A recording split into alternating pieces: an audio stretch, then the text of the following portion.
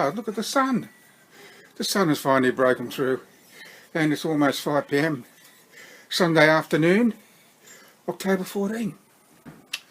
I think it's October 14. Yeah, it's October 14. The calendar says so there.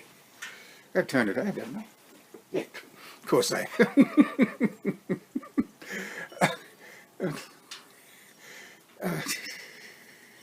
the light. It's always the light.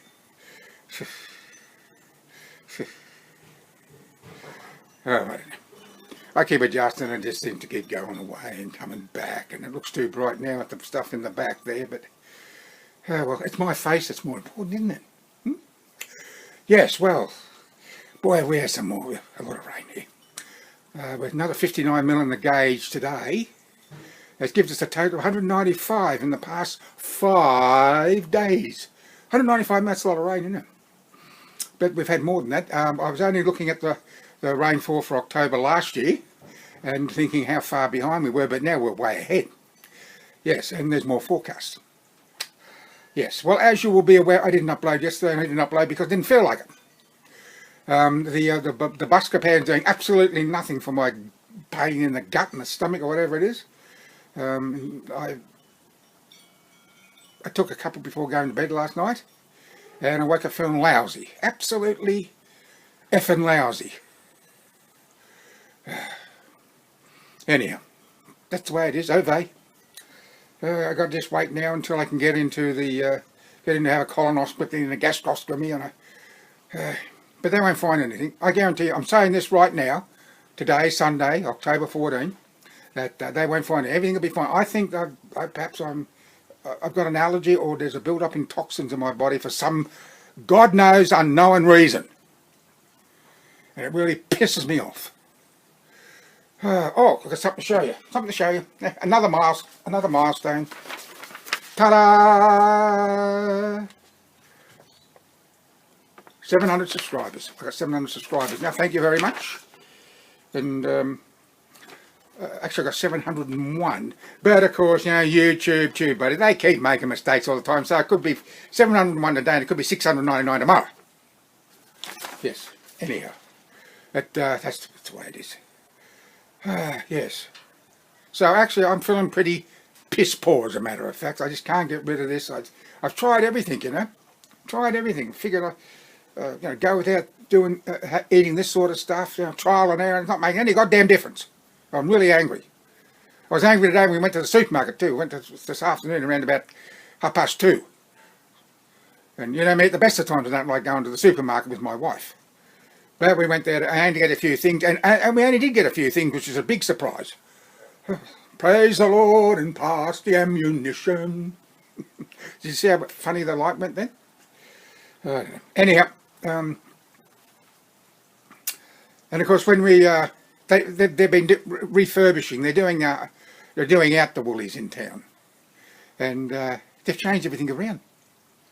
You get used to where things are, and then you know they change everything. And I'm standing there with my wife, and I said, if it ain't broke, why fix it? If it ain't broke, don't fix it. And one of the employees came over and said, would you like a guided tour?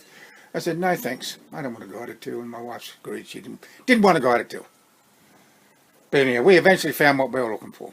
So, but they'll probably change it around again. And then go in there again, it'll be changed again. And something happened while I got a blood blister. Look at that. Oh, how do you smoke without getting... While we were standing at the checkout, which is near where the returns counter is, and also where they sell tobacco products, we're standing there, and the next thing, this bloke goes barreling out of the door of the supermarket and across the street and into a vehicle. He'd stolen a packet of cigarettes. I heard someone say, oh, well, they were $50. You can get big packs of cigarettes, you know. But the average price of cigarettes here in Australia, I think, is about $28. But yeah, it's expensive. But I'm not going on about tobacco products. But anyhow, he stole it, and off he went and hopped into a Land Cruiser. Latest model Land Cruiser. Anyhow, one of the trolley guys there had his phone and took a photograph of his license plate, and I just reported to the police. So it might end up being a very expensive packet of cigarettes, far more than $50. But that's obscene, don't you think? $50 for a packet of cigarettes. stop seeing. Anyhow, that little bit of excitement. Yes. Anyhow. Must be desperate for a smoke if you've got to steal them. I've never stolen anything in my entire life. Anyhow. Well, I suppose I should do a reading, because I know that I have several people who are waiting with bated breath for more about Jeremy's woes and what's going to happen to Jeremy on this day of just another day. So let's just see what we can get up to, eh? I don't like that. See how it goes? You lift the white paper up. See the difference? No. Okay. Okay. With a freshly brewed pot of tea sitting on the stand under the cosy, Jeremy busied himself making 2 peanut butter and banana sandwiches. I don't like peanut butter and banana sandwiches. So that's not me, but that's just something that I threw in there. Yeah, that's pure fiction. Yum. While he waited for the tea to draw, he filled in the time checking the clothes dryer. All was well, and the floor was drying nicely. In the lounge room, the carpet cleaning was now a dirty brown. Proof positive it was doing what it was supposed to do. He was optimistic. He thought about putting on a fresh pair of socks, but decided not to. His slip-ons were wet, and he had just decided to have lunch in his shed. A chance to get out of the house and jot down the rain gauge reading while the 38 was still fresh in his mind. Like I said, 59 here today. With the 2 sandwiches wrapped in a paper serviette, the cordless phone inside the back pocket of his shorts, Jeremy filled his mug with tea, covered the teapot. Well, of course, pointless having a cosy if you're not going to put it over the teapot for which it was intended. Now, is there? No. Then made his way from the kitchen, through the laundry, across the patio, and slosh barefooted to the shed. He didn't have a pathway like we've got here, obviously. His feet had been cold before, but now, sitting before his desk, it was as if they were no longer a part of him. Yes, I've had feet, my feet have been that cold before. There wasn't a heater in the shed, but there was a gas burner. He's so much like me, he really is. He used to boil his billy when camping. And there were pairs of old socks he always wore when line trimming and mowing the lawn. And rags he could dry his feet with. And a pair of gumboots he could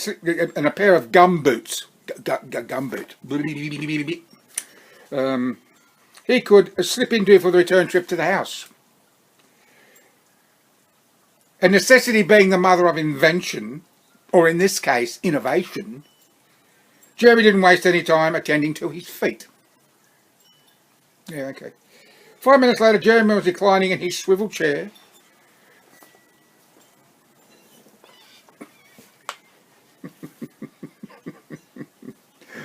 with the heels of his feet resting on the desktop.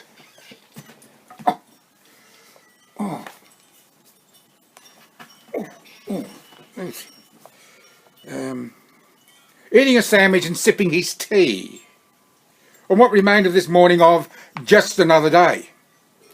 There was a digital clock sitting at the far left corner of the desk, and Jeremy couldn't help but notice the time.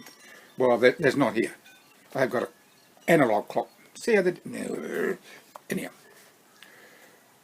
11:48. Then thinking, I wonder what the afternoon has in store for me.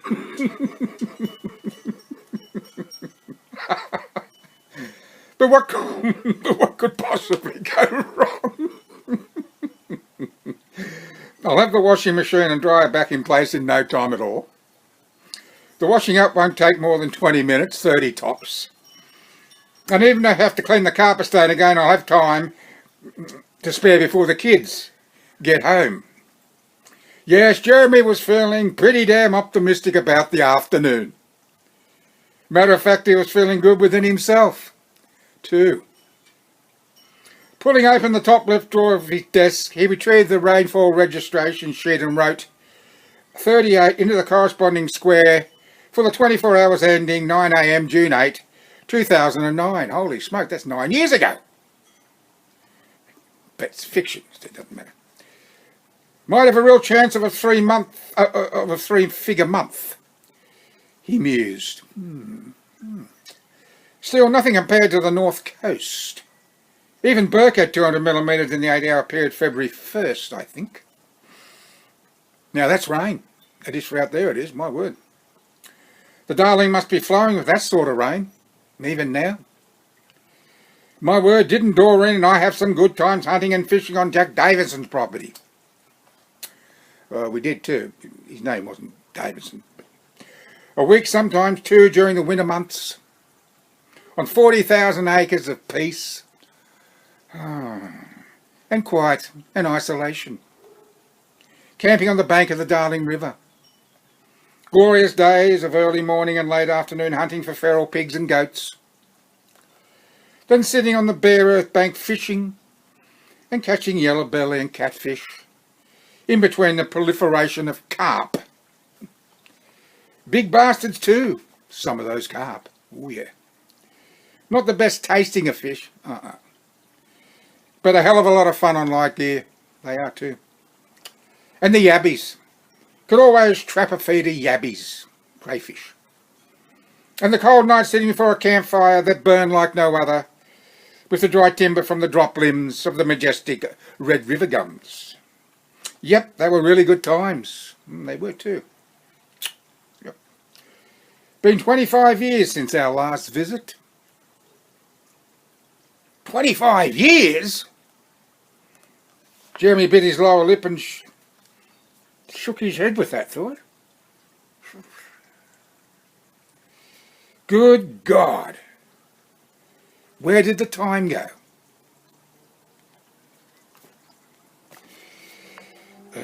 No wonder I'm feeling tired.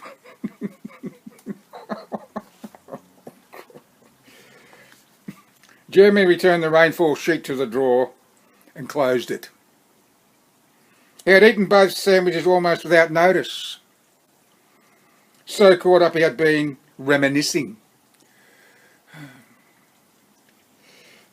Leaning hard against the backrest of the chair, he vigorously stretched and yawned. It was 2 minutes past midday.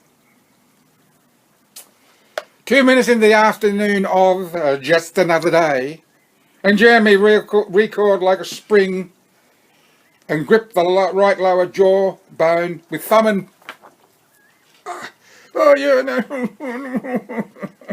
thumb and fingers of his right hand, white-knuckled.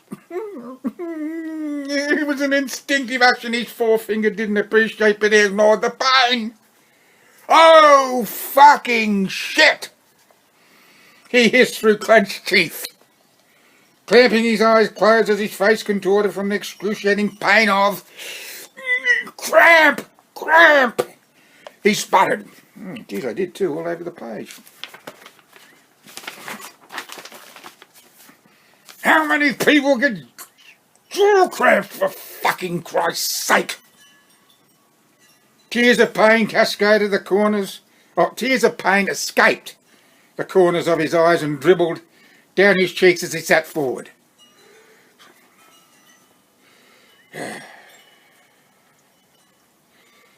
Right elbow resting on the desktop, jawbone pressed hard against the pad of his hand as he kneaded the afflicted area with the lower finger joints.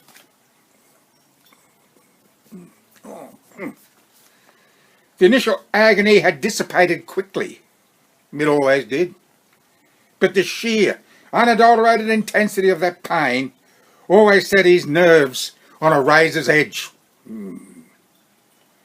Just as well you don't tick, he mumbled, glaring at the clock. Because if you did, he continued with his anthropomorphic dialogue, I would pick you up and smash you to pieces against the floor. He would have too. Jeremy's hearing may very well have deteriorated over the years, but there were some sounds that always had and still did aggravate him to the nth degree. Tick, tick, ticking clocks. Drip, drip, dripping taps and thump, thump, thumping stereo systems. Ooh. His wife would always say he was imagining things. That how could a man who had such bad hearing be able to hear what she who had perfect hearing could not? Isn't that a woman for you? Oh. But of course, she would. It was a different story though if it was she who could hear a noise that he couldn't. Oh yeah. That noise wasn't a figment of her imagination. Oh no. Everything was different when it came to her. After all, she was normal. She who had never had dandruff, toothache, cramp, toe jam, hemorrhoids, bad breath, an athlete's foot, had to be normal. So it just made perfect sense as far as she was concerned. But of course, it would. Jeremy continued to stare at the clock as he massaged, his eyes focused on the two vertical dots blinking on off, blink, blink, blink, somewhat mesmerised, shedding his angst and feeling his pulse rate slowing as he did so. The words, "make pain your friend," suddenly popped into his mind. Funny how the last word always sounded with a lisp. Make pain your fend.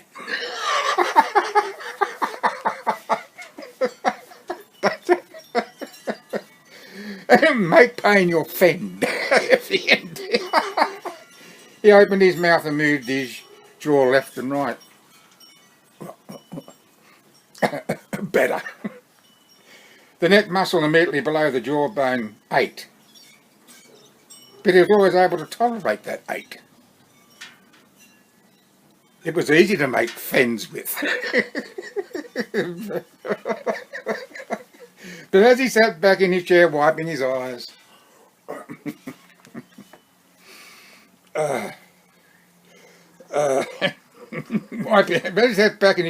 his eyes with the back of both hands, he was suddenly aware of another pain, dull, but there nonetheless. The twinge of a toothache. Ooh. Oh God, he mumbled. That's all I need. Without hesitating, Jeremy stood up, retrieved his gumboots from under the workbench, upended, shook then slapped one against the other several times, clomp, clomp, clomp. Didn't want any nasty surprises. He wouldn't want a funnel web in one of them, I can tell you. Deadliest spider in the world. I know all about them. My wife and I know all about them when we lived in Blackheath. Too many close encounters with those damn. It will make your blood run cold. Anyhow, I've digressed. He picked up his mug, slotted his feet into the boots, then made his way toward, then entered the house. This time he would swallow a couple of painkillers. No ands, ifs, or buts. Opening the medicine cabinet, he found the paracetamol a packet staring me in the face. But when he picked it up and shook it, it was empty, he growled. Why would anyone leave an empty packet in here, for Christ's sake? He crushed the packet with his left hand and thrust it into the left pocket of his shorts, where it instantly fell to the floor. Not only did his teeth need attention, but his wardrobe too.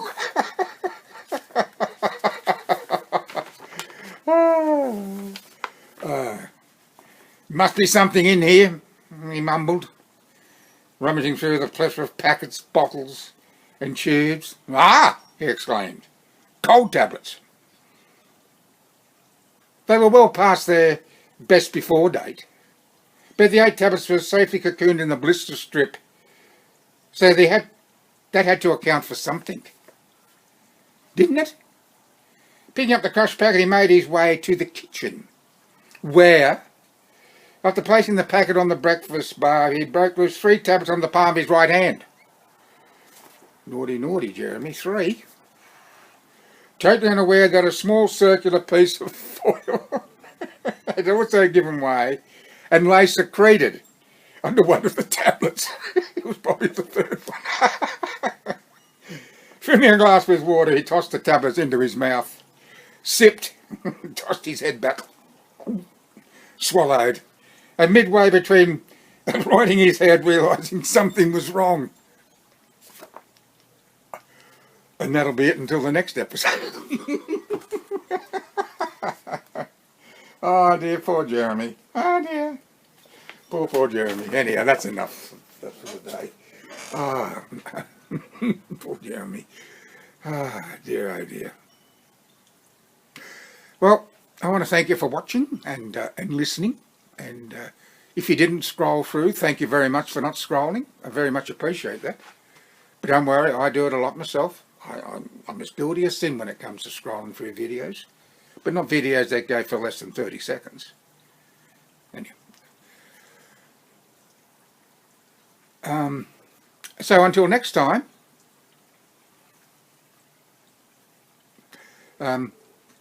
bye for now. Oh, and I must say to a friend Sally who lives in Florida, very sorry to see all the damage that happened, not primarily in her position, but further away at Mexico Beach. Oh, what a devastation. Terrible. Flattened suburbs. Terrible. Feel very, very sorry. My heart goes out to those people. Hope Sally's okay. And take care. Hurricanes.